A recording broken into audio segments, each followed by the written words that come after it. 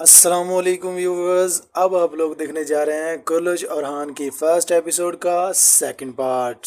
तो आप लोग इसमें देखते हैं कि यहाँ पर बुरान बे जो हैं वो बोरसा के किले का मगरबी दरवाज़ा खोल रहे हैं। तो वो दरवाज़ा खोलने में कामयाब तो हो जाते हैं, और ये देखकर औरहान और बाकी के जो सिपाही होते हैं वो बहुत ज़्यादा खुश हो जाते हैं। वो कहते हैं बुरहान सरदार ने कामयाबी से दरवाज़ा खोल दिया। तो औरहान भी कहते हैं आहिस्ता आहिस्ता और धीमे कदमों से मेरा पीछा करो, कहीं सारा बोरसा जो है वो होशियार ना हो जाए। तो यहाँ पे औरहान बे अपने सिपाहियों के साथ आहिस्ता आहिस्ता किले की तरफ बढ़ते हैं, और देखते हैं कि जो बुरहान बे हैं उन्होंने मिशाल लहरा दिया। ये देखकर अलाउद्दीन बीबी बहुत खुश होते हैं और कहते हैं बुरहान सरदार ने दरवाज़ा खोल दिया। तो इस पर शहीन बे कहते हैं अभी शुक्र अदा करने का वक्त नहीं आया, कुछ भी हो सकता है।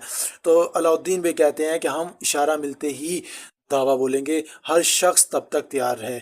अब आप लोग देखें कि बुरहान बे पर देखें तीर चलाए जा चुके हैं, यानी कि ये सब एक जाल होता है और सब इस जाल में फंस जाते हैं।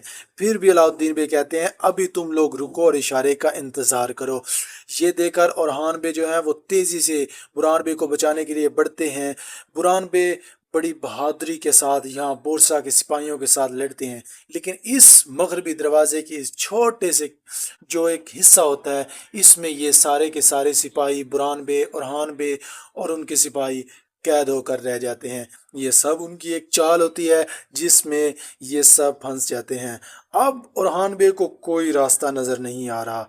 वो सोच भी नहीं सकते थे कि उनके साथ इस तरह हो सकता है। सारा का सारा ज़मीन में बारूद पूरा होता है, जो कि एक आग के तीर के साथ सारा बारूद फट जाता है, जहाँ पर तबाही तबाही नज़र आती है। अब यहाँ औरहान बे देखते हैं और ख़ुद भी ज़ख्मी हो जाते हैं, ख़ुद को भी आग लग जाती है और एक ज़ख्मी हालत में देख रहे होते हैं। अलाउद्दीन बे दूसरी तरफ से कोशिश करते हैं, भागते हैं। वो जाल, वो जो उन्होंने खिड़कियाँ नीचे फेंकी होती हैं, बंद दरवाजे जिससे किए होते हैं, वो ऊपर उठाने की कोशिश करते हैं। और औरहान बे वहाँ पर परेशान कि ये मेरे साथ क्या हो रहा है, ये हो क्या गया है। सिपाही आता है और खुद आकर उनके हाथों की आग बुझाता है। दूसरी तरफ अलाउद्दीन बे को रोकने के लिए ऊपर से जो सिपाही हैं वो बहुत ज़्यादा तीर अंदाजी करते हैं, ताकि अलाउद्दीन बे को औरहान बे को बचाने से रोका जा सके, लेकिन बहुत सी ढालों के साथ वो कामयाब हो जाएंगे।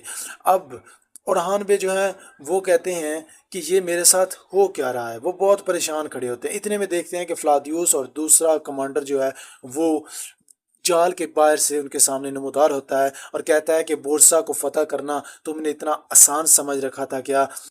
हम देखते हैं कि अलाउद्दीन बे पूरी कोशिश करते हैं कि उन ढालों को जो रुकावट बन रही थी हटाया जाए और अरहान बे और दूसरे सिपाहियों को वहां से निकाला जा सके। सलेबी सिपाही पूरी कोशिश करते हैं उनकी ढालों को ख़त्म करने की, लेकिन वो कामयाब हो जाएंगे।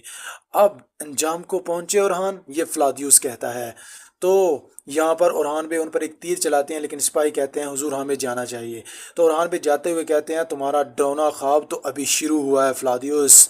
अब वो उस रुकावट को बमुश्किल हटाकर औरहान बे को वहाँ से निकालते हैं। फ्लादियुस पीछे से कहता है उम्मीद है कि सबक सीख चुके होगे औरहान, जल्दी अब दोबारा ऐसा नहीं करोगे। लेकिन वो जाते जाते औरहान बे के सिपाही एक काफिर कमांडर को भी साथ ले जाते हैं।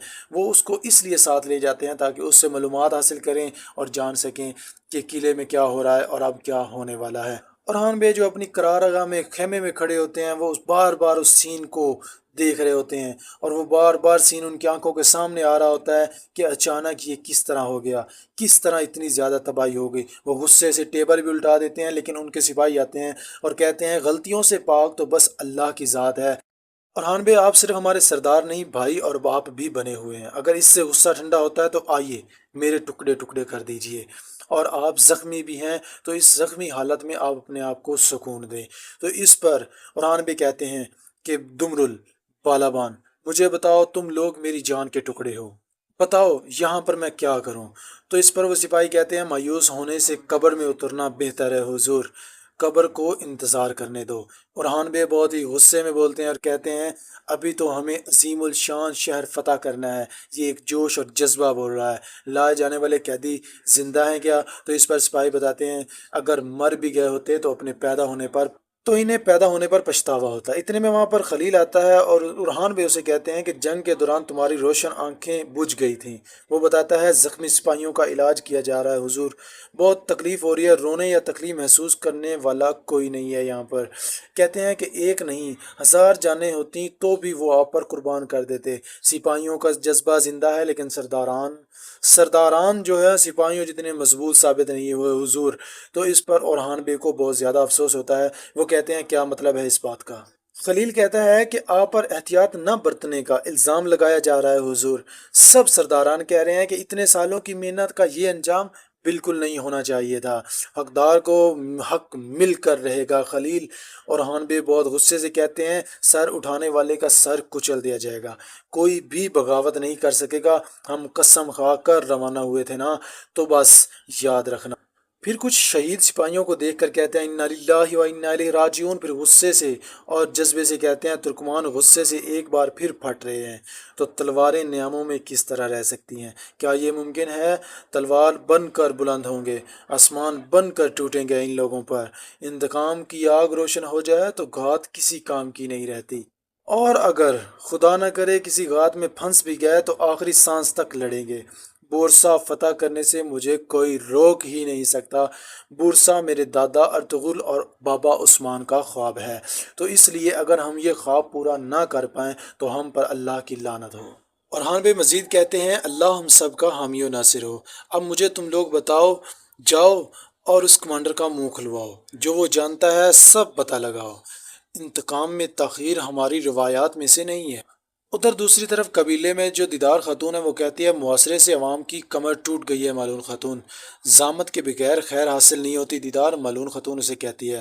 بورسا فتح ہوگا تو مشکلات بھی ختم ہو جائیں گی۔ پھر وہ دیکھتی ہیں کھانا پک رہا ہوتا ہے تو وہ کہتی ہیں فوج کے لیے جانا تھا، یہ کھانا اب تک تیار کیوں نہیں ہوا حفصہ؟ مجھے بتاؤ نیلوفر کہاں ہے؟ ملعون بہت غصے میں کہتی ہے کام کے وقت وہ کہاں غائب ہے؟ تو اس پر اسے جواب دیا جاتا ہے گونجا کی طرف سے کہ حلیمہ کے ساتھ غار کی طرف گئی ہے والدہ۔ پھر سے کسی چکر میں دیدار پوچھتی ہے۔ گونجا کہتی ہے اس کا دعویٰ ہے کہ جنگ کا طریقہ بدل کر رکھ دے گی۔ ملعون کہتی ہے کیا یہ سچ ہے؟ تو وہ کہتی ہے آج کل چمگادڑ کے گوبر پر تجربات چل رہے ہیں، اس لیے کورو غار گئی ہے وہ۔ اس پر ملعون گونجا سے کہتی ہے تم بھی سالوں سے امید سے ہونے کے لیے کتنی ہی جڑی بوٹیوں کے تجربات کر رہی ہو، ہے نا؟ تم دونوں ایک جیسی ہو، کبھی کامیاب ہوئی ہو بتاؤ مجھے؟ اس پر گونجا بہت زیادہ افسردہ ہوتی ہے۔ یہ بات ملعون کو نہیں کرنی چاہیے تھی۔ گونجا کی آنکھوں میں آنسو۔